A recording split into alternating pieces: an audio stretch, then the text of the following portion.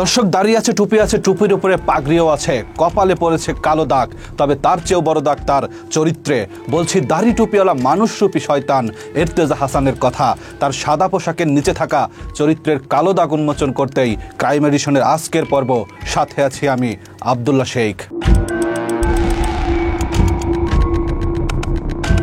মত যার থাকতে পারে, বঙ্গবন্ধুর ব্যাপারে কারোর কোনো দ্বিমত থাকার কোনো আশঙ্কা নেই। জয় বাংলা যখন বলতো আমি পাশে এসে বলতাম, মা জয় বাংলা বললে তো খুব ভালো লাগে। আর্নিং এর প্ল্যানিং করি, আমি তো নিউজ লাগবে, আমার মাল লাগবে। কে সমস্যা করবে এরতেজা? হ্যাঁ করতে পারে, তার বিষয় আছে, ওরা কি ভালো লোক থাকে। খুব মহান ব্যক্তি পাগড়ি ফুগড়ি পইরে আইসায় জমি জমা দখল করতো, মারধর করতো, তারপরে বন্দুক নিয়ে আসতো, ফাঁকা গুলি মারতো। মোটর সাইকেল আপনার মনে হয় একটা মন্ত্রী আইতাছে, আর চুপ্পু সাহেব ওনাকে তবলিগের মুরব্বী হিসেবে সম্মান করছে। এই যে ধর্মীয় লেবাজের আড়ালে ইর্তেজা যে এতটা একটা ভয়ানক একটা যে রূপ, ধর্মের লেবাস ধরে তারপরে যে তাকে আবার ভিকটিম বানিয়ে তাকে যে ব্ল্যাকমেল করে, এটা আমি ইর্তেজাকে দেখে।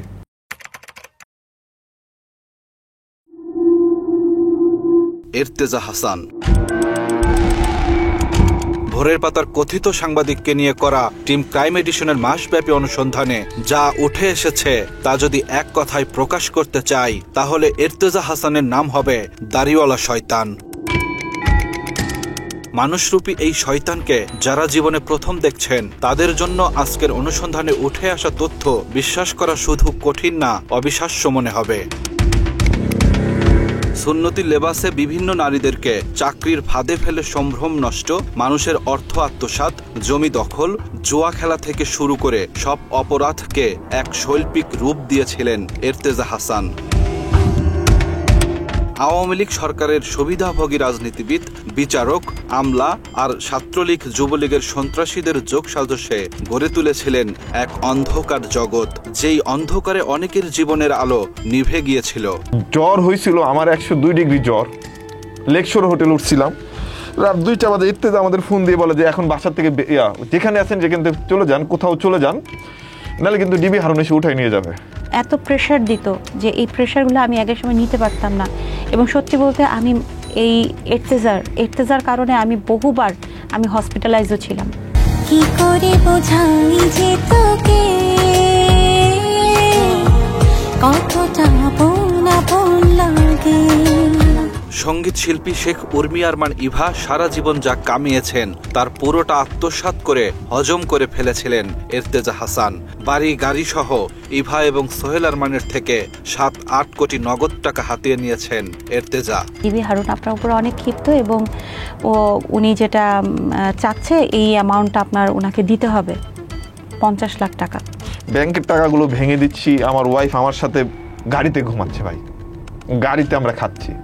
প্রয়োজনে যদি আপনার রক্ত বেচে টাকা দিতে হয়, আপনি দরকার পড়লে রক্ত বিক্রি করে টাকা দিবেন। 5.5 কোটি রুপে নিচ্ছে। এর ভিতরে আবার কি করলো, যখন আমাদেরকে তখন বললো যে আপনারা আপাতত বাসায় থাকেন না, বাড়ির বাইরে বাইরে থাকেন, হোটেলে থাকেন বা কোথাও থাকেন, আর আমাদেরকে বিভিন্ন একটার পর একটা ভয় দেখাতে থাকে। প্রথমে এভাবে সে একটা ধর্মের লেবাস ধরে তারপরে যে তাকে আবার ভিকটিম বানিয়ে তাকে যে ব্ল্যাকমেল করে, এটা আমি ইর্তেজাকে দেখে। এরতেজার সবচাইতে যেটা মানে মানুষকে মানে একদম বশ করে ফেলে, সেটা হলো এরতেজার ধর্মীয় একটা লেবাস, পাগড়ি, টুপি, চোখে সুরমা, পাঞ্জাবি, তারপর ধর্মীয় বিভিন্ন নবী রসুলদের কথা বলে ব্যাখ্যা দেওয়া। তো এই যে ধর্মীয় লেবাজের আড়ালে ইর্তেজা যে এতটা একটা ভয়ানক একটা যে রূপ। আর এই পরিকল্পনায় শুরুতেই এরতেজা কাজে লাগায় আওয়ামী লীগের ক্যাডার বাহিনীকে। 2022 সালের এপ্রিলে তিতুমির কলেজ ছাত্রলীগের তৎকালীন সভাপতি রিপন এবং গুলশানের সাবেক কাউন্সিলর মফিজের বাহিনী দিয়ে ইভা আরমানের বাড়িতে হামলা চালান কাজী এরতেজা। হঠাৎ করে আমাদের বাসায় ছাত্রলীগের মানে তিতুমির কলেজের প্রেসিডেন্ট রিপন এবং আমাদের গুলশানের যেই কাউন্সিলর ছিল মফিজ, এনারা সবাই মিলে একদম প্রায় 50-60 জন মিলে আমার বাসায় অতর্কিতভাবে একটা হামলা করে, বাসাটা দখলের একটা মানে পায়তারা করে। ডাইরেক্ট আমাকে রিপন বলতেছে তুই বাসা থেকে বের হ। আমি বলছি যে আপনি কে? কয় তুই বাসা থেকে বের হ, তুই বাসায় কেন? যখনই তুই তুকারি করা শুরু করে দিছে, আমি কাউন্সিলর মফিজকে বলতেছি যে দেখেন আপনার সামনে আমাকে এরকম করতেছে, হ্যাঁ তো উনি চুপ করেছে, উনি কিছু বলে না, উনি ওদেরকে আরো সহযোগিতা করতেছে। হামলা চালিয়ে ইভা দম্পতির থেকে কয়েক কোটি টাকা চাঁদা দাবি করে রিপন ও মফিজের বাহিনী। মূলত আওয়ামী লীগের গুন্ডা বাহিনী দিয়ে ইভা এবং তার স্বামীকে হুমকির মাধ্যমে ট্র্যাপে ফেলে কাজী এর্তেজা। একদিকে লোক দিয়ে চাঁদা দাবি করিয়ে অন্যদিকে সমাধানের মাতব্বরিও করে এই মুখোশধারী। বলা হ্যাঁ আমি তোমাদের সহযোগিতা করব, কিন্তু ওরা তো একটা ডিমান্ড করছে, ওদেরকে 2 কোটি টাকা দিতে হবে, নাহলে তোমরা এই বাসায়ও থাকতে পারবা না, জীবিতও থাকতে পারবা না। এখন তোমরা কি করবা চিন্তা করো। তখন আমরা বলি যে আমাদের তো এত টাকা নাই, আমরা এত টাকা দিতে পারবো না। যেভাবে হোক আপনার টাকা, কিছু টাকা আনেন, আপাতত কিছু টাকা দেন। আমি ওদেরকে বলি যে আপনাদেরকে এগুলো না করে। প্রথমে মনে হয় 40 কি 30 লাখ টাকা দিই। বলে এটা কি টাকা দিচ্ছে, এই টাকা ধরবে আপনার মনে হয়? আপনি চলে যান, টাকা নিয়ে চলে যান। সিআরবি গাড়ি, এফডিআর সঞ্চয়পত্র এগুলো বিক্রি করে 1 কোটি 10 লাখ টাকা দিই। পরে বলে আচ্ছা ঠিক আছে, বাকি টাকা আমি দিয়ে দেবো না, ভাই হিসেবে আপনার এতটুকু উপকার আমি করে দেবো না। আমাদেরকে মোবাইলটা উঁচু করে দেখাচ্ছে, এই যে দেখেন রিপন ফোন দিচ্ছে, রিপন কিন্তু সমানে প্রেশার দিচ্ছে আমাকে। এক্ষেত্রে এর্তেজা দাবার ঘুঁটি হিসেবে কাজে লাগায় তার ছেলে জার্জিস আলমের প্রাইভেট শিক্ষক ফয়সাল আহমেদকে। এই ফয়সাল সম্পর্কে সোহেল আরমানের ভগ্নিপতি। তিনি এর্তেজার কথা মতো রিপনদের হাত থেকে বাঁচতে ইভা ও সোহেলকে এর্তেজার দ্বারস্থ হওয়ার পরামর্শ দেন। ভাই আগে থেকেই জানতো যে হচ্ছে আমি ওই ডক্টর কাজী ইর্তেজা হাসানের ছেলেকে পড়াই, বাসায় গিয়ে পড়াই। তো বলছিল যে উনি কি আমাদেরকে হেল্প করতে পারবে কিনা। তো আমি তখন তাকে বলি যে আমাদের এই একটা সমস্যা, এই ব্যাপারে একটা সমস্যা হয়েছে, বাসায় এরকম ছাত্রলীগের অতর্কিত হামলা এবং তারা বাড়িটা দখল করতেছে, আপনি আমাদেরকে কোনো সহযোগিতা করতে পারবেন কিনা। পরে আবার আমাদেরকে অফিসে ডাকে। তো অফিসে যাওয়ার পরে পরের বার বলে আমার 1 কোটি টাকা খরচ হয়ে গেছে। তো এইভাবে 2টা জামিন নেওয়ার পরে তারপরে ছাত্রলীগের হামলা, তারপরে এখানে যে আওয়ামী লীগের শামীম ওসমান, ডিবি হারুন, এসব পারপাস মিলে প্রায় 5 কোটি প্লাস টাকা আপুর থেকে না, এক্সাক্ট হিসাবটা আসলে আপুর কাছে লেখা আছে আর কি। চাঁদার টাকা পেয়ে আরো লোভে পড়ে যায় কাজী এর্তেজা। তার বিচারক শ্বশুরকে কাজে লাগিয়ে নারী ও মানব পাচারের মিথ্যা মামলায় ফাঁসিয়ে ইভা আরমান এবং তার স্বামীর থেকে কয়েক কোটি টাকা হাতিয়ে নেয়। আমার বাকি টাকাগুলো কবে দিবেন? আমি বললাম যে কিসের বাকি টাকা ভাইয়া? বলে যে আপনার জামিনের এক একটা জামিন তো 1 কোটি টাকা করে। আমরা তখন আকাশ থেকে পড়ি, আমি কি বলেন 1 কোটি টাকা করে জামিন, এটা কি ধরনের কথা? বলে কি আপনার কি মনে হয় যে আপনি এই যে 20,000 25,000 50,000 টাকা করে নিয়ে গেছেন, আপনি এই উকিলকে যে টাকা দিলেন, এই টাকাতে আপনার জামিন হয়ে গেছে? আমাদেরকে এমন একটা প্রেশারের মধ্যে দেওয়া হলো যে বিষয়টা এরকম যে উনি আমাদের টাকাটা পে করে দিয়েছে এবং এই টাকাটা উনি দিয়েছে হলো আওয়ামী লীগের বড় বড় নেতাকর্মী যারা আছেন তাদেরকে। আমার না হলে আমার এই জামিন এগুলো হতো না। তো এইভাবে এই টাকাগুলো উনি নেয়। আর এসব টাকার বড় একটা অংশ ইভা এবং সোহেল আরমানের থেকে নিয়ে এর্তেজার কাছে পৌঁছিয়ে দিত দাবার ঘুঁটি ফয়সাল। টাকার লোভ দেখিয়ে ঘরের শত্রু বিভীষণের মতোই ফয়সালকে ব্যবহার করেছে এর্তেজা। অনেক সময় টাকা যখন চাইতো, আমি থাকতাম, আরমান ভাই থাকতো, আমরা নিয়ে আশিক ভাই আমরা অফিসে গিয়ে দিয়ে আসতাম আর কি। তারপর একবার ব্যাংকের একটা লেনদেন, বড় লেনদেন 70 লাখ, সেটা হচ্ছে ব্যাংকের চেক, ওখানে সোহেল ভাইও ছিল অ্যাকাউন্টস, আশিক ভাই, সোহেল ভাই, সেখানে আরমান ভাই, আমিও ছিলাম। টাকাটা ব্র্যাক ব্যাংক থেকে নিয়ে যায়। আমাদের অনুসন্ধানে আমরা খুঁজে বের করি কাজী এর্তেজার ওই সময়ের ব্যক্তিগত সহকারী আশরাফুল বারী আশিককে। এর্তেজা কিভাবে ধান্দা করে টাকা হাতিয়ে নিত ইভা এবং সোহেল আরমানের থেকে, আশিক সেসব স্বীকার করেন ক্রাইম এডিশনের কাছে। বিভিন্ন সময় বিভিন্ন লোকজন ভয়ভীতি দেখাইছে, এই পার্ট বাই পার্ট সিচুয়েশনগুলো আসছে, তখন হচ্ছে এইগুলা সময়ও তো উনি টাকাগুলা নিছে আর কি ওনাদের কাছ থেকে বিভিন্ন সময়। অনেস্টলি বলতে গেলে যে ম্যাক্সিমাম টাকাগুলাই আর কি ইভা রহমানরা ইর্তেজা সাহেবের সাথে যখন কথাবার্তা হইতো, সব কিছু হইতো, তখন ইর্তেজা সাহেব আমাকে বলতো যে, রাতে বলতো যে কালকে সকালে এখানে ইভা রহমানদের এখানে যাবা, টাকা দিবে, বা আরমানকে ফোন করবা, টাকা দিবে, বা ওনাদের কাছে এই টাকাটা কালেকশন করবো, বা টাকার জন্য ফোন করো। তো দিত, টাকাগুলো আমার হাতে দিত, আমি নিয়ে ওনার কাছে বুঝাই দিতাম। ওনার অ্যাকাউন্টস ছিল, সোহেল ভাই, সোহেল রানা, ওনার কাছে বুঝাই দিতাম, মাঝে মাঝে ব্যাংকে রাখতাম, মাঝে মাঝে বলতো এটা এখানে খরচ করো, এটা এখানে করে, এই পেমেন্টগুলো দাও, সেগুলো দিতাম। অন্যদিকে ওই সময়ের এর্তেজা এর্তেজার ব্যক্তিগত গাড়ি চালক রবিউল ইসলামও স্বীকার করেন ধান্দাবাজির কথা। নানা সময়ে তিনিও গাড়িতে ইভা এবং সোহেল আরমানের থেকে টাকা নিয়ে পৌঁছিয়ে দিতেন এর্তেজার কাছে। আর এই মামলার বিষয়ে স্যারের বিভিন্ন সময় টাকা পয়সা দিত, কত টাকা সেটা আমি জানি না। টাকাটা কিভাবে লেনদেন হচ্ছে জানেন? ওটা ক্যাশ, না ক্যাশ, একটা লাকিজে বইটাই না ফুল ক্যাশ দিছে 90 লাখ টাকা। ক্রাইম এডিশনের হাতে আসা গোপন কল রেকর্ড থেকেও স্পষ্ট হওয়া যায় ইভা এবং সোহেল আরমানের থেকে এর্তেজার অর্থ আত্মসাতের বিষয়টি। বাকি যে টাকাগুলো দেওয়া হয়েছে এগুলো সব কোর্ট কাছারি বিভিন্ন প্রবলেম। আপনি এই বিষয়ে টাকা দিয়েছেন আমার মনে হয় 2 কোটি টাকার মতো, 1,90,00,000 মতো, নাকি 2 কোটি, 2 কোটি ধরো, 2 কোটি। আর ফ্লোরটা ধরো তুমি একটা ট্যাক্সে, এটাতে তো আমি পারপাস সাফ করতে পারছি যে একটু কেটে দিলাম, একটু খাও, খেয়ে এখানে ইউজ করা হচ্ছে। আর ক্যাশ টাকা না হলে এখানে পুষায় না। যে টাকা 10 টাকার কাজ সেটা তোমার এখন 10,000 লাখ আছে। মামলা হামলা করে ইভা দম্পতিকে দুর্বল করার পাশাপাশি তাদের গুলশান 2 নম্বরের 6/B বাড়িতে থাবা দেয় এর্তেজা হাসান। 9 তলা ভবনের 2য় তলা দখলে নিয়ে ভোরের পাতার সাব অফিস খোলেন এই প্রতারক। দখলে রেখে 1 বছরের বেশি সময় কোনো ভাড়া দেয়নি, এমনকি সার্ভিস চার্জও দেয়নি এই সময়ে। আমাদের কাছ থেকে দোতলাটায় উনি কিন্তু অফিস টফিস সাজানোর কাজ উনি অফিসে বানিয়ে উঠেও যাচ্ছে। ফ্ল্যাট বিক্রির একটা চুক্তিপত্র সেখানে উনি আমাকে সাইন করায়, কিন্তু এই ফ্ল্যাট কিনে নেব বাবদ উনি আমাকে 1 টাকাও পরিশোধ করেনি। এখানে বেনজির, ডিবি হারুন, তারপর শামীম উসমান, এই সমস্ত বড় বড় ব্যক্তিরা আসে, ডিজিএফআই এর লোকজন আসে, এনএসআই এর লোকজন আসে। আপনি কি মনে করেন যে আজকে যদি আমাকে বহু আগেই, যদি আমি যখন আপনাকে প্রথম বলেছি যে আমাকে আপনার ফ্লোরটা আপনি ভাড়া দেন বা আমি ফ্লোরটা কিনতে চাই, তখনই যদি আপনি দিয়ে দিতেন আমার কথা মতো, তাহলে কি আজকে আপনার এই এত মামলা এত কিছু হয়? ওই বাসার নিরাপত্তা প্রহরীর ছেলেকে চিকিৎসায় সহায়তার নামে মৃত্যুর দিকে ঠেলে দেয় এর্তেজা। বিভিন্ন সময়ে অফিসের নাম করে একাধিক মেয়ে নিয়ে এসে ফুর্তি করত ভোরের পাতার সম্পাদক। আমার 2 মাস মতো ঘোরাইছে, আজকে না কাইল না পড়ু, এরকমভাবে ঘোরাঘুরি করতে করতে আমার ছেলেটার মানে লাস্টে আমার জানের উপরে উঠে গেছে, 3টা বড় শুনেছে, ইঞ্জেকশন হয়ে গেছে গা, মানে এতটুকুই আমার ঘোরাঘুরি করাইছে। আমি একদিন পাইছি একজন মহিলা, এখান থেকে রিক্সা থেকে লামছি, লাইনার ভিতরে গেছি। একইভাবে ইভা আরমানের land cruiser Prado, Dhaka metro ঘ 152678 নম্বরের একটি গাড়িও দখলে নেয় কাজী এর্তেজা। শুধু দখলে সন্তুষ্ট না থেকে ওই গাড়ি রেজাউল হাসান নামের অন্য আরেকজনের কাছে বিক্রিও করে দেয় এই মুখোশধারী। আপনি প্রাডো গাড়িটা দেন, আমি তো ছোট গাড়িতে চলতে পারি না, আমারও তো প্রাডো গাড়ি, আমারও তো দেখলেন না, আমি তো ছোট গাড়ির কথা হলে তো আপনাকে বলতাম না।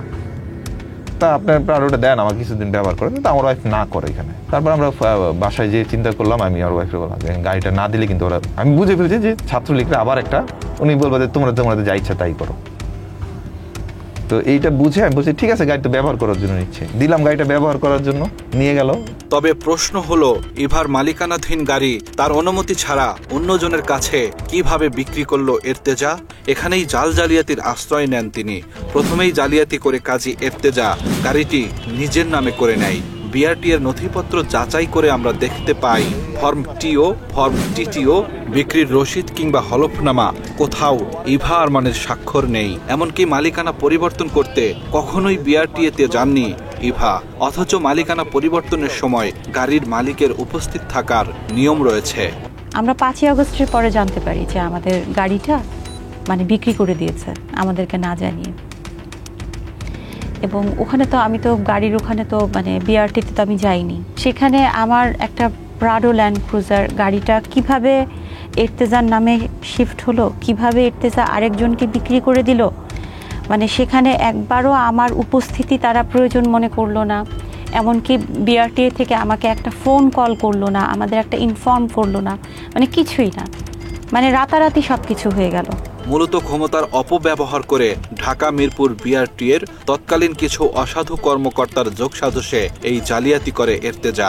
তবে এসব জালিয়াতি নিয়ে অনেক চেষ্টা করেও আমরা কোনো বক্তব্য পাইনি বিআরটিএ কর্তৃপক্ষের।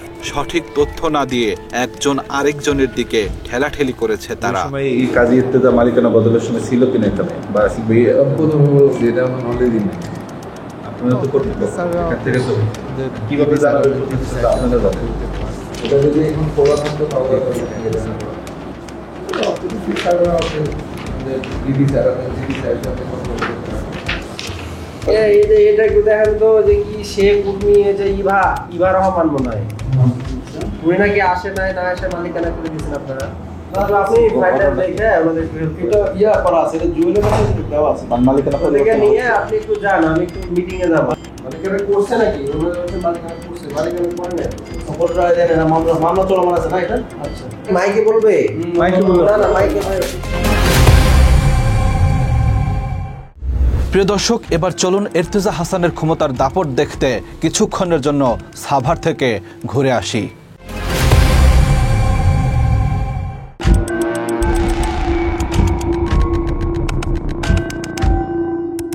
বাংলাদেশে আবাসন ব্যবসার নামে যারা প্রতারণা করেন তাদের সুনির্দিষ্ট একটি কৌশল আছে। কোনো একটি এলাকায় কিছু জমি কিনে আশেপাশের জমির মালিকদের জায়গা দখল করে নেয়া কিংবা নামে মাত্র দামে বিক্রি করে দিতে বাধ্য করা হয়। কিন্তু ইর্তেজা হাসান আবাসিক ব্যবসার অভিনব এক প্রতারণার আশ্রয় নিয়েছিলেন। সাভারের জিঞ্জিরা মৌজার RS 186 ও 87 দাগের 24 বিঘা জমি জোর খাটিয়ে দখল করে নেন ইর্তেজা। 1 কাঠা জমি না কিনেও দখল করে নেয়া সেই জমিতে শুরু করেন আবাসন ব্যবসা। বিনা পুঁজিতে শুরু করা সেই আবাসন প্রকল্পের আশেপাশের মানুষজনের জমি দখল করে বাড়াতে থাকে প্রকল্পের আয়তন। দখলকৃত সেই জমি প্লট বানিয়ে এক এক প্লট বিক্রি করেছেন একাধিক ব্যক্তির কাছে। জোর দখল করে মনে করেন পুরাটাই দখল করছিল। দখল করে কিছু প্লট এখান থেকে বিক্রি করছে, কিছু লোকজন আসছে, এখনও তো মাঝে মধ্যে লোকজন আসে, শুক্রবার হইলে আসে, ইর্তেজা প্লট দেখায় তাদের কাছ থেকে টাকা পয়সা নিছে। রাস্তার মধ্যে পর্যন্ত আমার গাড়ি ঘোড়া দেবো, এখানে গোপালগঞ্জের সমস্ত লোক 2-4-50 রাউন্ড গুলি পড়তে গোপালগঞ্জের লোক এই এলাকা আমার, ওরা এই এলাকা আমার। ভোরের পাতার একটা মানে ডক্টর ইর্তেজা এলাকার ওয়ারিশ করে মানে উনি একটা এই জায়গার ভিতরে ওনার সাইনবোর্ড করে মানে দখল করে রাখছিল দীর্ঘদিন। বলতো যে আমি এই জমিটা পাওয়ারে নিয়ে আসছি, এখন আমার জমি এই বলে উনি সাইনবোর্ড অনেক লাগাইছিল, কেয়ারটেকার রাখছিল, দখল হয়েছিল, প্লটও করছিল। দখলে রাখার পাশাপাশি ওই এলাকাকে বানিয়ে ফেলেন অপরাধের অভয়ারণ্য। এখানে আপনার 3-4 মেয়ে আইনে রাখতো, এনে ঘর করছাল, কিন্তু ইর্তেজা কিন্তু ইয়াং বয়সের 2-3টা মেয়ে আইনে রাখছিল এখানে। হেরাই মেয়ে 7-8 জন করে সবসময় একটা বড় সাপড়ান নাগালা চাল। ইর্তেজা প্লটের ব্যবসার নাম দেন রূপান্তর ডিজাইন এবং ডেভেলপমেন্ট লিমিটেড।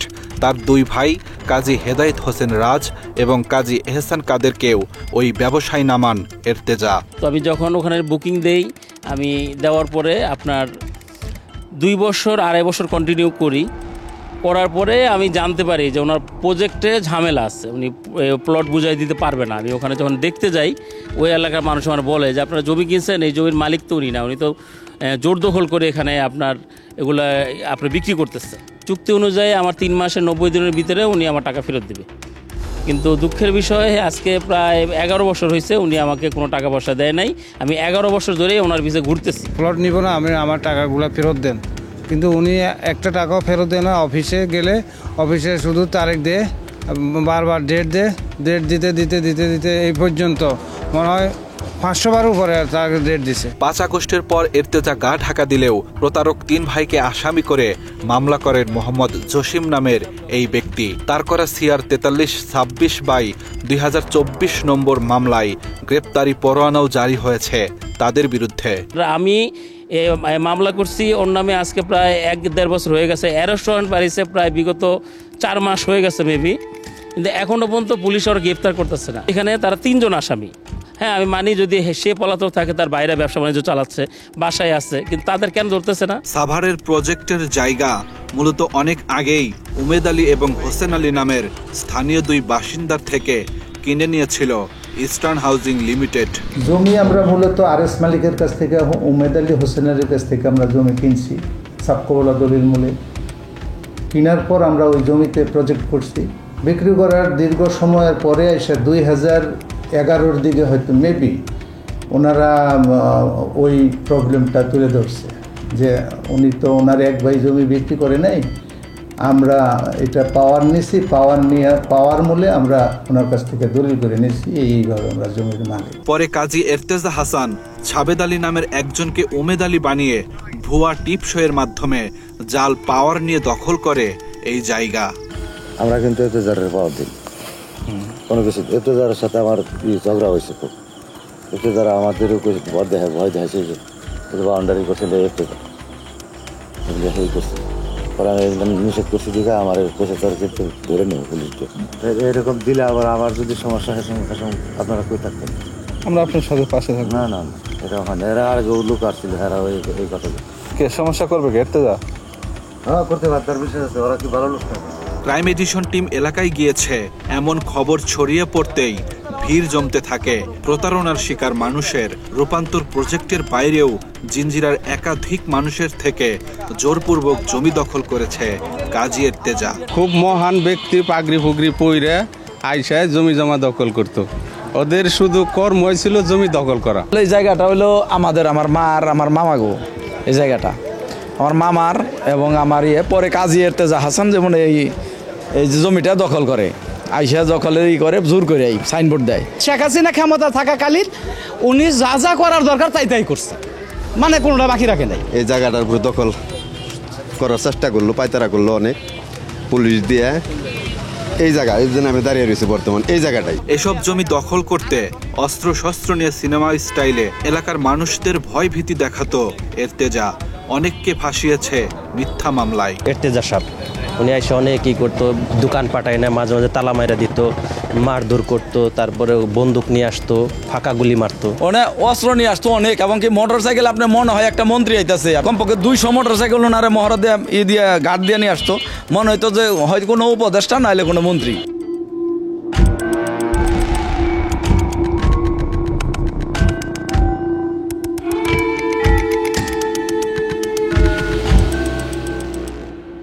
অন্যদিকে ঢাকার পাশে মাওয়াতেও একই কায়দায় মানুষের জমি দখল করেছে ভোরের পাতার সম্পাদক। লোভ দেখিয়ে জমি কিনে টাকা দেয়নি জমির মালিকদের, তবে এখনো তার ভয়ে মুখ খুলতে সাহস পায় না ভুক্তভোগীরা। টাকা পয়সা মনে করেন 5-6 বছর তো দেয় না। বুঝলেন, এখন ঘটনার লোকটা ওইটা দাদা শুনেন দেখি হয়তো ওরে পামু, ও তো আমার খালি কইতাছে দেখা দিই মোদি মাহাত তো খবরই নাই, টেলিফোনে ধরে না। আপনাদের কথা বক্তব্য লাগবে তো ভাই, আপনাদের সাথে কথা বলা দরকার। আচ্ছা দাদা আমাদের কথা লাগবে তো, আমি ঘটনাগুলো দেখি আমরা কি করতে পারি। বিক্রি করছিলাম 12-17, এই জমিতে আপনার টাকা পাওনা ছিল 16 লক্ষ টাকা পাওনা। সাভারের মতো মাওয়াতেও দখলকৃত জায়গায় নারীর আসর বসাতো এরতেজা। এমনি সন্ধ্যাবেলা ওই যে হ্যাঁ থাকতেই করতো, হ্যাঁ গার্লফ্রেন্ড হইতে পারে, কি ভাই হইতে পারে, বোঝেন? একটা ছেলে মানুষ নিরাপত্তা একা থাকলে যেমন ই করে, কথাবার্তা বলে না, গার্লফ্রেন্ড নিয়ে আসি করে, বউ নিয়ে হোক যে আমরা এটা জানি না। মেয়ে আনলেই মনে করতাম এই সেই জ্বালা, বউ আনুক আর গার্লফ্রেন্ড আনুক, যেখানে মেয়ে লিয়ে থাকে। প্রিয় দর্শক, 5 আগস্টের পর একে একে বেরিয়ে আসতে শুরু করেছে এরতেজার কুকীর্তির ফিরিস্তি। আওয়ামী লীগ সরকারের ক্ষমতাকে কাজে লাগিয়ে এরতেজা হাসান হয়ে উঠেছিলেন আন্ডারওয়ার্ল্ড মাফিয়া।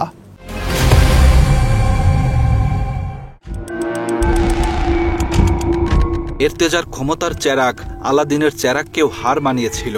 দিনকে রাত আর রাতকে দিন বানানো ছিল এরতেজার এক তুরির ব্যাপার। এরতেজার হাত থেকে রক্ষা পায়নি ক্ষুদ্র ব্যবসায়ীরাও। রাজধানীর কারওয়ান বাজারের এক ফল ব্যবসায়ীর থেকে ফল কিনে সেই টাকা পরিশোধ করেনি কাজী এরতেজা। টোটাল বিল 2.5 লাখ আর প্রায় 7 লাখ টাকার মতো। আজ দিচ্ছি কাল দিচ্ছি, আজ দিচ্ছি কাল দিচ্ছি, মানে এটার ভোগান্তি শেষ নেই। জুতো শেষ, কালি শেষ, কথা শেষ। অফিসে যদি ঘুমাইতাম, বসে থাকতাম, ঢুকতে দিত না। মানুষ এত সিডার, এত নিচে নেমে যায়, এটা আসলে আমি আগে জানতাম না। এমনকি দানের নামে কোরআন শরীফের টাকা আত্মসাৎ করতেও বাধেনি এরতেজার। আমি কাজী এরতেজা সাহেবের কাছে ওনার নির্বাচন, যে ব্যবসায়ী সমিতি যেটা নির্বাচন হয়, ওই নির্বাচন উপলক্ষে বড় একটা অ্যামাউন্টের কোরআন শরীফের গিফট প্যাকেজ, যেটাকে বলে গিফট প্যাকেজ, ওনাকে দিয়েছিলাম। বড় একটা অ্যামাউন্ট পেতাম। উনি আমাকে লাস্ট যেই অ্যামাউন্টটা ছিল 3 লক্ষ টাকা, অনেক কষ্ট করে ওনার থেকে আমি 3 লক্ষ টাকার মধ্যে আমি 2 লক্ষ একটা সামথিং একটা অ্যামাউন্ট নিয়েছি। আর বাকি ৭৫,০০০ টাকার একটা চেক উনি আমাকে দিয়েছে, চেক। হ্যাঁ, এই চেকটা তারপর উনি আর আমাদের সাথে কোনো কন্ট্যাক্ট করেনি। একইভাবে একটি হত্যা মামলাকেও দিয়েছেন ধামাচাপা। এর্তেজার অন্ধকার জগতে এই যাত্রায় জড়িয়ে পড়েছে তার ছেলে কাজী জার্জিস। তিনি ঢাকা মহানগর দক্ষিণ ছাত্রলীগের উপ আইন বিষয়ক সম্পাদক। 2024 সালের শুরুর দিকে ঢাকার 300 ফিট রাস্তার বালু ব্রিজ এলাকায় গাড়ি দুর্ঘটনা ঘটায় জার্জিস। জানা গেছে, মদ্যপ অবস্থায় গাড়ি চালানোর সময় ওই দুর্ঘটনা ঘটায় এর্তেজার ছেলে। নেশাগ্রস্ত থাকায় রাস্তা থেকে পুকুরে নামিয়ে দেন গাড়ি। এ সময় জার্জিসের কিছু না হলেও মারা যান গাড়িতে থাকা তার বন্ধু সাদরাজ হোসেন। পরে ওই ঘটনায় খিলক্ষেত থানায় অপমৃত্যুর অভিযোগে মামলা করেন নিহত সাদরাজের বোন সাইলা হোসেন। 2024 সালের 24 মার্চ করা ওই মামলার নম্বর 5। মামলার 1.5 মাসের মধ্যেই চূড়ান্ত প্রতিবেদন দাখিল করেন তদন্তকারী কর্মকর্তা বোরহানুদ্দিন। ওই প্রতিবেদনে দুর্ঘটনার শিকার গাড়ির কোনো বিস্তারিত তথ্য দেওয়া হয়নি। এমনকি গাড়িতে থাকা জার্জিস এবং সাদরাজের ড্রাইভিং লাইসেন্স আছে কিনা সেটিও উল্লেখ করা হয়নি। খোঁজ নিয়ে আমরা জানতে পারি এর্তেজার ছেলে জার্জিসের নামে কোনো ড্রাইভিং লাইসেন্স নেই, অথচ তিনি গাড়ি ছাড়া চলাচল করত না কখনোই। মামলার জবানবন্দিতে জার্জিস দাবি করে দুর্ঘটনার সময় গাড়ি চালাচ্ছিলেন সাদরাজ। তবে আমরা সাদরাজের পরিবারের সাথে যোগাযোগ করলে তারা জানায় সাদরাজ গাড়ি চালাতে পারতেন না। উনি কেমনিতে গাড়ি চালাইতো আপনি জানেন? না, সে গাড়ি চালাতে পারতো না, এগুলো ভুয়া কথা। ও আমার ছোট ভাইয়ের মতো, আমি জানি না গাড়ি চালাতে পারে না। এক্ষেত্রে গাড়ির স্টিয়ারিং এ হাতের ছাপের পরীক্ষা করার প্রয়োজন হলেও তার ব্যবস্থা করেননি তদন্তকারী কর্মকর্তা বোরহানুদ্দিন। এমনকি সাদরাজের ড্রাইভিং লাইসেন্স যাচাই করা হয়েছে কিনা সেই প্রশ্নেরও কোনো সদুত্তর দেননি তিনি। আপনি কি এমনিতে হাতের আঙ্গুলের ছাপ, মানে ছাপটা কি আপনি দেখছিলেন মিলা যে গাড়িটা কে স্টিয়ারিং এ কে ছিল? গাড়ি তো পানির নিচে ছিল, মেলানোর সুযোগ ছিল না। ড্রাইভিং লাইসেন্স ছিল কিনা ওনার যে মারা গেছে? আমি এই ব্যাপারে আর কোনো কিছু না বলি দাদা, কিছু মনে করে না, যেহেতু আন্ডার ট্রায়াল কোর্টের বিষয়। দুর্ঘটনার শিকার হওয়া গাড়িটির নম্বর ঢাকা মেট্রো ঘ 113202। আমাদের অনুসন্ধানে বেরিয়ে আসে ওই গাড়িটির মালিকানা রয়েছে ভ্যানিক বাংলাদেশ লিমিটেডের নামে। এমনকি ফিটনেসবিহীন ওই গাড়ির সব ধরনের মেয়াদ শেষ হয়েছে 2015 সালে। কোনো ভ্যাট ট্যাক্সও দেননি গাড়ির। উনি আমার কাছে লোন নিয়েছিল, লোনে উনি গাড়িটা পরিশোধ করার পর, পেমেন্ট করার পর ওনার নামে এখন পর্যন্ত সে ট্রান্সফার করে নাই। আমাদের ইন্ডাস্ট্রিয়াল লোন ক্লোজিং ডকুমেন্টগুলো তাদেরকে প্রোভাইড করে দেওয়া হয়েছে, বাট উনি হয়তো নামটা ট্রান্সফার করে না। ওই গাড়িটি মেরামতের জন্য বর্তমানে রাখা হয়েছে মহাখালীর একটি গ্যারেজে। দুর্ঘটনার পর এখানেই পড়ে আছে গাড়িটি। এই গাড়িটা হইল রবিউল নামের একজন, মানে উনি হয়তো গাড়ির মালিক, হোয়াট এভার আমরা জানি না। রবিউল সাহেব উনি দিয়ে গেছে গাড়িটা একটু অ্যাক্সিডেন্টাল অপশন ছিল, মানে রেকারে করে নিয়ে আসছিল, অ্যাক্সিডেন্ট ছিল। মানে রবিউল সাহেবের যে বক্তব্য, উনি বলছে যে গাড়ির কাগজপত্র অ্যাক্সিডেন্টের সময় হারায় গেছে, কাগজপত্র পাইনি। প্রিয় দর্শক, অসম্ভবকে সম্ভব করে দেয়া এর্তেজার মূল শক্তি ছিল আওয়ামী লীগ। যে কারণে আওয়ামী লীগকে খুশি করতে এর্তেজা তার পত্রিকায় বিএনপি, জামায়াত, এমনকি খালেদা জিয়াকে নিয়ে পর্যন্ত কুরুচিপূর্ণ সংবাদ ছেপেছেন। মত যার থাকতে পারে, বঙ্গবন্ধুর ব্যাপারে কারোর কোনো দ্বিমত থাকার কোনো আশঙ্কা নেই, এখানে কোনো দ্বিমত থাকতে পারবে না। প্রতারণার পথ সহজ করতে শেখ মুজিবকে নিয়ে এভাবেই তেলবাজি করেছেন কথিত সাংবাদিক কাজী এর্তেজা। একটি পত্রিকার সম্পাদক হওয়া সত্ত্বেও সাতক্ষীরা জেলা আওয়ামী লীগের সহসভাপতির পদ আছে এর্তেজার। প্রায় নিয়মিতই সফর সঙ্গী হতেন স্বৈরাচার শেখ হাসিনার। বাগেরহাটে বিভিন্ন পথসভায় নৌকার পক্ষে সক্রিয় থাকতেন মাঠে। জয় বাংলা যখন বলতো, আমি পাশে এসে বলতাম, মা জয় বাংলা বললে তো খুব ভালো লাগে। জয়নীতি শেখ হাসিনা হয়তো মনে করেছে যে আমার রাজনীতি আসার দরকার। গত 16 বছর আপনারা জানেন ভোরের পাতা এবং পিপলস টাইমস মিডিয়া দিয়ে গভর্নমেন্টকে কিভাবে প্রমোট করেছে। গত 15 বছরে হাসিনার এজেন্ডা বাস্তবায়ন করতে সক্রিয় ছিলেন এর্তেজা। হাসিনাকে তৈলমর্দন করে বিভিন্ন সময়ে এর্তেজার লেখাই তার প্রমাণ। স্বৈরাচার এক শাসককে নিজের লেখায় উন্নয়নের মডেল হিসেবে তুলে ধরেন কাজী এর্তেজা। লেবাস ধরে ধর্ম ব্যবসা আর ধান্দাবাজি করাই ছিল এর্তেজার আসল কাজ। তাবলিগ জামায়াতের নামে ধর্মীয় দাঙ্গা বাঁধাতে প্রথম আলো আর শেখ হাসিনার পক্ষে মাঠে সক্রিয় ছিল এর্তেজা। একইভাবে ছিলেন ভারতীয় চর। এগুলো সৈয়দ ওয়াসিফ সাহেবের লোক তো উনি তো ব্যবহার করছে, ওনাকে ওইভাবে শেল্টার দিছে, এই বিভাজনের এইগুলো করাইছে। তবলিগের নাম বিকৃতি করে বিগত দিনে যত প্রকার যত আপনারই মানুষকে হয়রানি করছে, মানুষের টাকা পয়সা এরকম আত্মসাৎ করছে, মানুষের জায়গা জমি এরকম আত্মসাৎ করছে। রাষ্ট্রপতি মোহাম্মদ শাহাবুদ্দিনের কাছের লোক হিসেবে আলাদা ক্ষমতা দেখাতেন কাজী এর্তেজা। নিজেকে সাতপন্থী দাবি করে বিভাজন তৈরি করত মুসলিমদের মধ্যে। সে এখানে লেবাসের শুরুতে মানে একটা দেখাতো যে রাষ্ট্রপতি আমার আত্মীয়, অমুক আমার আত্মীয়। বিগত দিনে এইগুলো করে করে করে করে সে এই তবলিগকে বিক্রি করে আমাদের জানা মতে অনেক লোক আছে এখানে আসে চোখের পানি ফেলছে, লম্বা সময় কাঁদছে, তাদের টাকা নেছে। সে রাষ্ট্রপতি চুপ্পু সাহেবের সাথে সে কানেক্টেড ছিল দিল্লিতে থাকা রেসপেক্ট, ওনাকে দিয়ে বড় বড় মামলা তকলিফ দিয়েছে। আর চুপ্পু সাহেব ওনাকে তবলিগের মুরব্বী হিসাবে সম্মান দিচ্ছে। চুপ্পু সাহেবকে সে তা দিয়ে দেন, কথাটা এইভাবে। মোহাম্মদ শাহাবুদ্দিনের সাথে কাজী এর্তেজার সুসম্পর্ক লক্ষ্য করা যায় আরেকটি শুভেচ্ছা বার্তায়। সমসাময়িক ভাবনা নামে এর্তেজার লেখা একটি গ্রন্থের শুভেচ্ছা বার্তায় তাকে প্রশংসায় ভাসান সে সময়ের দুদক কর্মকর্তা শাহাবুদ্দিন চুপ্পু। পরবর্তীতে সেই চুপ্পুর কুটচালেই মুসলিমদের মধ্যে হানাহানির পথ তৈরি করে কাজী এর্তেজা। জুলাই পরবর্তী বাংলাদেশে বিশ্ব ইজতেমাকে কেন্দ্র করে দেশে অস্থিতিশীলতা তৈরির মূল কারিগর ছিল এই লেবাসধারী। 2024 সালের ডিসেম্বরে বিশ্ব ইজতেমা মাঠে সাতপন্থীদের হামলায় নিহত হন এক মুসলিম। ওই ঘটনার হুকুমদাতা হিসেবে এর্তেজাকে 4 নম্বর আসামি করে টঙ্গী পশ্চিম থানায় একটি হত্যা মামলা করেন SM আলম হোসেন নামের এক ব্যক্তি।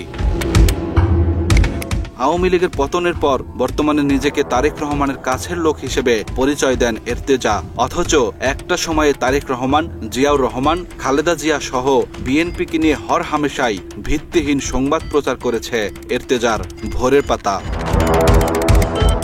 তেমনি কয়েকটি প্রতিবেদনের শিরোনাম ছিল এরকম: আল জাজিরার প্রতিবেদনে অর্থ যোগান দিয়েছে তারেক রহমান, তারেক রহমানের নিয়মিত নারী মাদকের সরবরাহকারী সামি মাফিয়া দাউদ তারেকের 5 লাখ কোটি টাকার নতুন ব্যবসার পরিকল্পনা, কিভাবে প্রভাব খাটিয়ে সব সরকারি কাজে কমিশন নিত তারেক জিয়া। এছাড়া গ্রেনেড হামলায় তারেক রহমানকে দায়ী করে ভোরের পাতা ছাপে 21 আগস্টের প্রধান ষড়যন্ত্রকারী হিসেবে তারেক রহমানের মৃত্যুদণ্ড শাস্তি প্রাপ্য। একইভাবে জিয়াউর রহমান, খালেদা জিয়া এবং বিএনপিকে নিয়েও একের পর এক মিথ্যা সংবাদ প্রচার করেছে ভোরের পাতা। ওই সময়ে ভোরের পাতায় লেখা হয় বাংলাদেশকে মিনি পাকিস্তান বানাতে চেয়েছিল জিয়াউর রহমান এবং খালেদা জিয়া। কোনো প্রমাণ ছাড়াই এমন ট্যাগ দিয়ে দেয় ভোরের পাতা। সেই সাথে বিএনপির রাজনীতি প্রসঙ্গে ভোরের পাতায় প্রতিবেদন করা হয় দলটি নাকি গুজব এবং অপপ্রচার সৃষ্টি করে। এমনকি খালেদা জিয়ার ব্যক্তিগত জীবন নিয়েও মিথ্যা কুরুচিপূর্ণ সংবাদ ছাপাতে দ্বিতীয়বার ভাবেনি পত্রিকাটি। এনটিভির মালিক মোসাদ্দেক হোসেন ফালুর সাথে জড়িয়ে খালেদা জিয়াকে নিয়ে আপত্তিকর সংবাদ ছাপে এর্তেজার ভোরের পাতা। প্রিয় দর্শক, খবরের কাগজের আড়ালে এর্তেজা হাসানের ভোরের পাতা পত্রিকা অফিস হয়ে উঠেছিল এক অপরাধ জগৎ। এখানে বসেই নারী জুয়া সহ নানা অপরাধ করা হতো।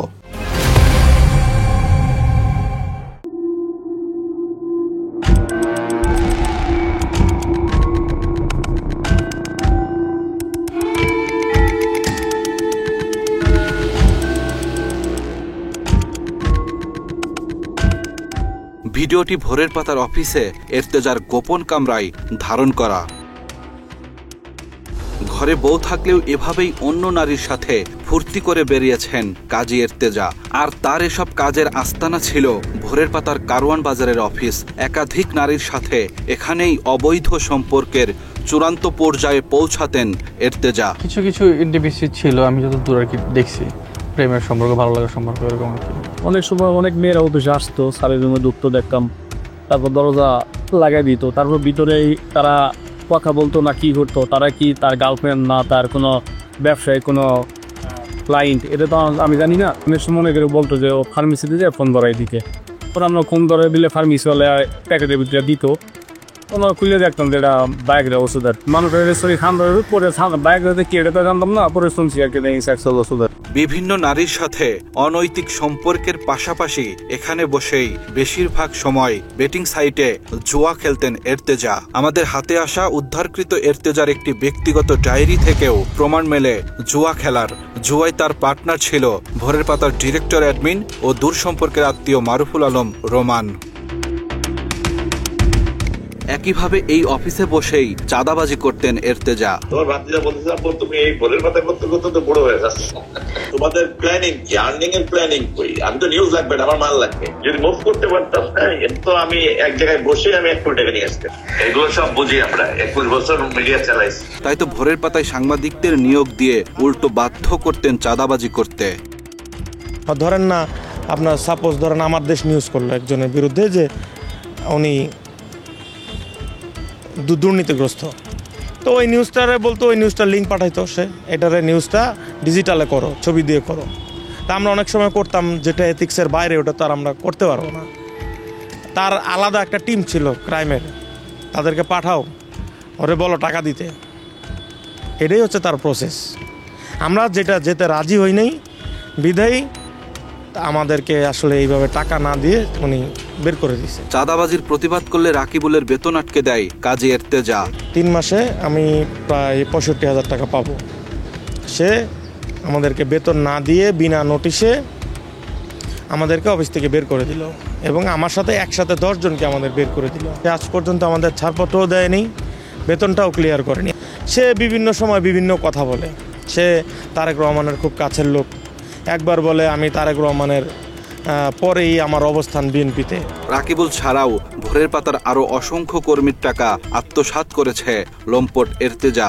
পাওনা টাকা চাইলেই অস্ত্র দেখিয়ে ভয় দেখানো হতো তাদের। আমরা কেউ 1 মাসের বেতন, কেউ 1.5 মাসের বেতন, কেউ 2 মাসের বেতন, কেউ 5 থেকে 6 মাসের বেতন, সর্বমোট হিসেব করতে গেলে 6 লক্ষ টাকার উপরে হবে টাকার অঙ্কটা আমরা সবাই পাবো। ছাড়পত্র এবং কোনো ধরনের নোটিশ ছাড়াই চাকরিচ্যুত করা হয় কয়েকজন কর্মীকে। এমন সময় আসে দুপুরে নাকে দেখতাম।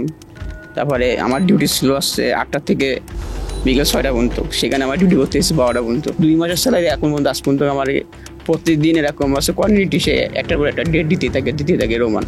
বৃষ্টি দাজেল নামের এই নারী সংবাদকর্মীকেও বেতন বঞ্চিত করেছে কাজী এর্তেজা। আমরা যখন টাকা চাইতে যাই তখন আমাদেরকে বলে যে টাকা দিতে পারবো না, অফিস বন্ধ, আর বিনা নোটিশে আমাদেরকে চাকরিচ্যুত করে। এর্তেজার টাকা হাতিয়ে নেওয়ার প্রমাণ পাওয়া যায় ভোরের পাতার অ্যাকাউন্টেন্ট সোহেল রানার বক্তব্য থেকেও। উনি মাঝে মাঝে স্বীকার করে, ওই যে গাড়ি অ্যাক্সিডেন্ট হয়েছিল ওনার ছেলে, এই মাটিতে দাঁড়ায় বলতেছে, উনি নিজেই বলতেছিল যে হচ্ছে ইবা আপা গাড়িটা দেখতো, মাঝে মাঝে কান্না করতো, তোমরা আসে একদিন বলছিলাম। তা আমার মনে হয় উনার ইয়াটা লাগছে। ওনার কাছে বিভিন্ন সময় চাকা টান টুন ছিল, বিভিন্ন ভাবে চাপ দিয়ে কিছু টাকা মানে নিয়ে আসা হয়েছে। এটা আসলে একটা ইয়া হয়ে গেছে। যাই হোক, ওনার ইহাবে কম বেশ করে কিছু করে আমি একটা প্লাস মাইনাস করে ইয়া করে দেবো, এই কথা বলতো ভাই। এমনকি এর্তেজার অমানবিক আচরণ নিয়ে প্রশ্ন তোলেন তারই জুয়া খেলার পার্টনার রোমান। আমি আর শহীদ ভাই টাকার জন্য বারবার মেসেজ দিচ্ছি স্যারকে, স্যার খুব অসুবিধার ভিতরে আছে স্যার, আমাদের স্যালারিটা যদি আজকে দিতেন খুব উপকার হতো। মেসেজ সিন না করে 1,65,000 টাকার পাঞ্জাবি গুলা কিনলো ভাই। আমি সাথে ভাই জানেন, আমার চোখ দিয়ে আমার মানে পানি বের হইতে আমার যে ইস রে, আমরা 2টা মানুষ টাকার জন্য এরকম করতেছি, আর আজকে টাকাটা যদি আমি আমার বাসায় পাঠাইতে না পারি আর সোহেল ভাই ভাড়া দিতে না পারে, কি পরিমাণ সম্মানহানি হবে। উনি ভাই 1,65,000 টাকা দিয়ে উনি ভাই পাঞ্জাবি কিনতো জানেন। কাজী এর্তেজার সাথে কথা বলতে আমরা যোগাযোগ করি ভোরের পাতার কারওয়ান বাজারের অফিসে। এ সময় অফিস সহকারী একজন আমাদের জানান 24-এর 5 আগস্ট পর থেকেই আর এখানে আসেননি এর্তেজা। আমি এখানে পিওন হিসেবে আছি। কতদিন ধরে আছেন? আমি আছি অল্প গত বছর ধরে। আচ্ছা, আপনাদের যিনি সম্পাদক উনি অফিসে আসে না? ছাত্র অফিসে আসেন। এর্তেজা পলাতক থাকলেও এখনো তার সন্ত্রাসী বাহিনীর নিয়ন্ত্রণেই চলছে পত্রিকাটি। ক্রাইম এডিশনের পক্ষ থেকে তার অফিসে বক্তব্য চাইতে গেলে মামুন নামে তার এক ক্যাডার উত্তেজিত হয়ে আপত্তিকর আচরণ শুরু করেন। কাজী এর্তেজার কাছে আসছিলাম, উনি আসছে? ভাইয়া ফোকাস ভালোভাবে গেছে? কোনটা ফোকাস কি ভালোভাবে আসছে? কোনটা ক্যামেরা টাইপয়েড লাগবে? আপনার টাইপয়েড দিবেন? তুমি আসি নাই। ভিউ ফাইন্ডারটা অফ করেন। আপনারা সাংবাদিক না সাংঘাতিক? কোনটা আপনারা? আপনার কি মনে হয়? থাকার মতো গজায় মিডিয়াটার একদম পুরো মানে নষ্ট করে দিয়েছে। আপনার সাথে কথা বলতে আমি ইচ্ছুক না। চুপ নাই হতে পারেন, আমরা কেন আসি এটা তো জানবেন না, আমার জানার দরকার নেই। জানার দরকার নেই। পরবর্তীতে অবশ্য ক্রাইম এডিশন টিমকে নানাভাবে ম্যানেজের চেষ্টা করে মামুন। প্রতিনিধি পাঠিয়ে ইর্তেজার পক্ষ থেকে আমাদেরকে দেন ঘুষের অফার। বলছিলাম যে কালকে তো কথা হইলো, ওইটা বিষয়ে আমি বলছিলাম যে একটু মানে যদি কুইট করতে পারেন তো ভাই আমাকে তো রিকোয়েস্ট করতে আমার আমি কিন্তু ভাই আপনি ঠিক আছে আপনার সাথে কথা বলতেছি, এটা সব আপনার রেকর্ড ঠিক আছে। অবশ্যই আমি হলো মিডিয়া, এটা যদি করে একটা আসতে পারি সেটা আপনার রাজি হইলে আমি এটা করে দিতে পারবো, ঠিক আছে ভাই।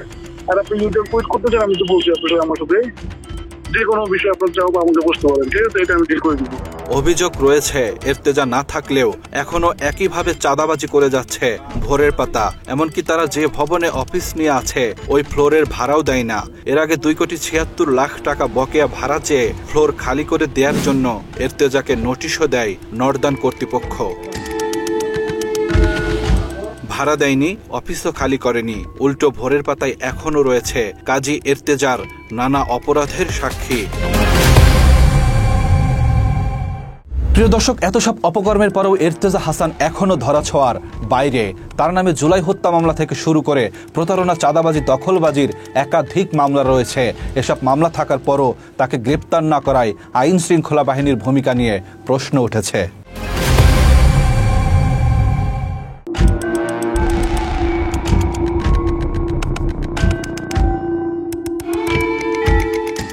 ইর্তেজার খোঁজে আমরা যোগাযোগ করি গুলশান 2-এর তার দ্বিতীয় স্ত্রী শেলির বাসায়। ওই বাসায় দারোয়ানকে সাথে নিয়ে শেলির ফ্লোরে ইর্তেজার খোঁজ করলেও দরজা খোলেনি কেউ। আমার সাথে কথা বলবে, আন্তরিক কথা বলবে, চিনেন না জানেন না কি কথা বলবেন বলুন তো? আপনার নিজের থেকে শুনেন নেই, ইনফরমেশন শুনেন নেই, কি কথা বলবেন বলেন? সেটা আপনি সামনাসামনি বলুন। কেন আমার সামনাসামনি কথা বলবেন? আপনাকে আমি আমার সামনাসামনি কথা বলতে দিব আপনাকে? সেটা তো আপনার ইচ্ছা। আমি কিন্তু 999-এ ফোন করতে বাধ্য হব। পরে দারোয়ান আমাদের জানান ইর্তেজা ওই বাসায় যাতায়াত করতেন প্রায়ই। ওই যে ভোরের পাতার সম্পাদক। উনি এখানে কতদিন পর আসতেন? আমরা এখানে লাস্ট অনেক দিন ধরে দেখিনি, এর আগে আসছে। একইভাবে ইর্তেজার ছোট ভাই কাজী এহসান কাদিরের বাসায় যাই আমরা। উত্তর ভাসানটেকের ওই বাসায় এহসান কাদির থাকলেও আমাদের প্রবেশ করতে দেয়নি দারোয়ান। প্লট জালিয়াতি মামলায় গ্রেপ্তারি পরোয়ানা রয়েছে এহসান কাদিরের নামে। ইর্তেজার বড় ভাই কাজী হেদায়েত হোসেনের সিদ্ধির শরীর বাসায় গেলেও দরজা খোলেনি কেউ। স্থানীয়রা নিশ্চিত করে হেদায়েত বাসায় থাকলেও ইর্তেজাকে 5 আগস্ট পর ওই বাসায় দেখেনি কেউ। প্লট জালিয়াতি মামলায় হেদায়েতের নামেও রয়েছে গ্রেপ্তারি পরোয়ানা। এখানে থাকতো, এখন তো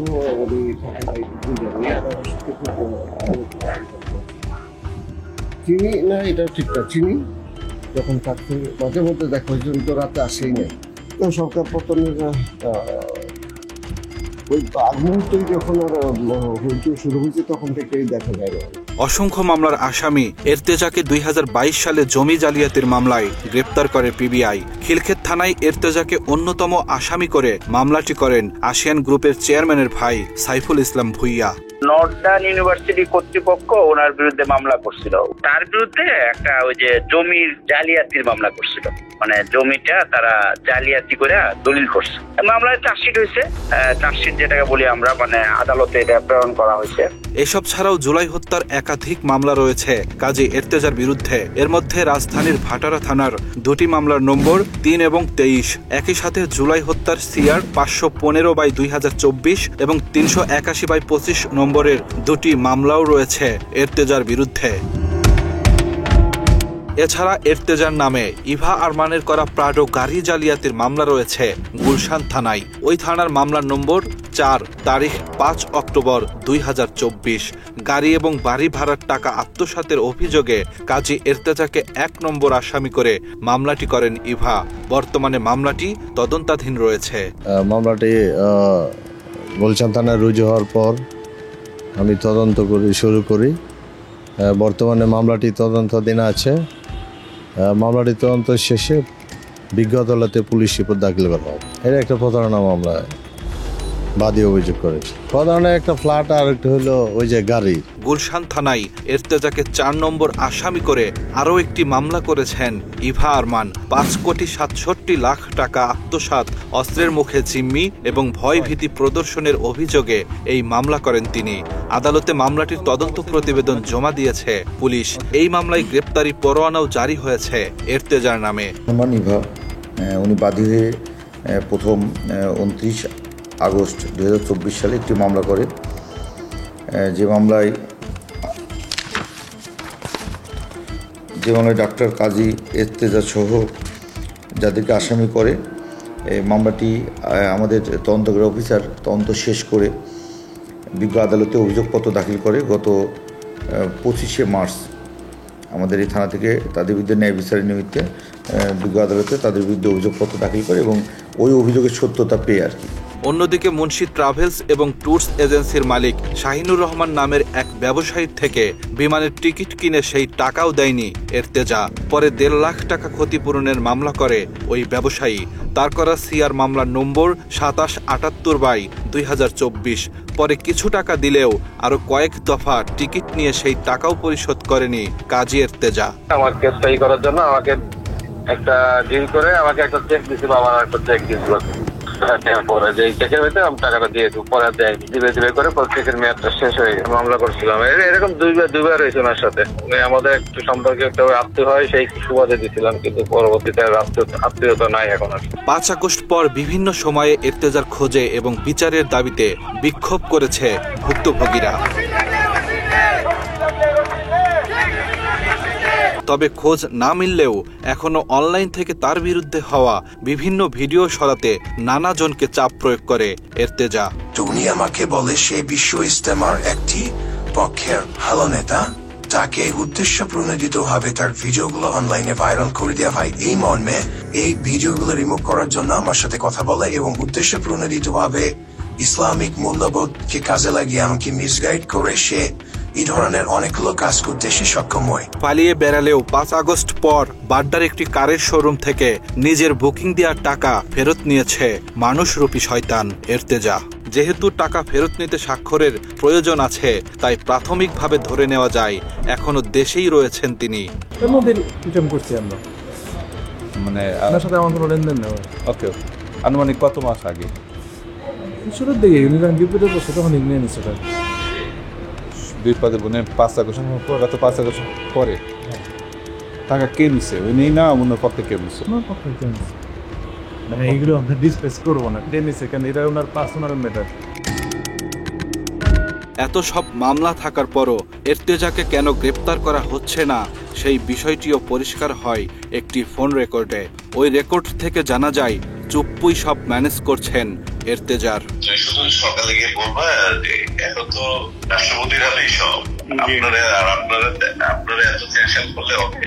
এখন তো স্যারের সবচেয়ে পাওয়ার বেশি, আমাদের চেয়ারম্যান স্যার প্রাইম মিনিস্টারের ক্ষমতায় চলে, ওই তো রাষ্ট্রপতির ক্ষমতায় চলে। নির্বাহী আদেশ মানে বুঝে এক্সিকিউটিভ অর্ডার, যেমন খালেদা জিয়াকে মুক্তি দিল আসছে, কারাদের কে গেছে, এটা বুঝতেছো না কেন জিনিসটা। প্রিয় দর্শক, এর্তেজা হাসানদের মতো সাংবাদিকদের কারণেই গেল 15 বছর আমাদের ঘাড়ে চেপে বসেছিল হাসিনা নামের জগদ্দল পাথর। সাংবাদিকতার নামে অপসাংবাদিকতার কারণেই বৈধতা পেয়েছিল হাসিনার গুম খুনের রাজত্ব, যাদের কারণে হাসিনা, ইলিয়াস আলী, আবরার, কাদের মোল্লা, নিজামী সহ পিলখানা হত্যা, হেফাজতের হত্যাকাণ্ড, জুলাই হত্যাযজ্ঞ করতে উদ্বুদ্ধ হয়েছিল। তাদের সবাইকে দ্রুত আইনের আওতায় আনতে হবে। খুনির সহযোগীদের ক্ষেত্রে সরকারের নির্লিপ্ততা শহীদদের সাথে প্রতারণার শামিল। এবার যাবার পালা। দেখা হবে আবার, যেখানেই অন্যায় অনিয়ম সেখানেই ঢাল হয়ে দাঁড়াবে টিম ক্রাইম এডিশন। বিচারের সব দরজা বন্ধ হয়ে গেলেও খোলা থাকবে আমাদের দুয়ার। আমাদেরকে জানান, আমরা বলবো আপনার কথা ঠিক আপনার মতো করে। আল্লাহ হাফেজ।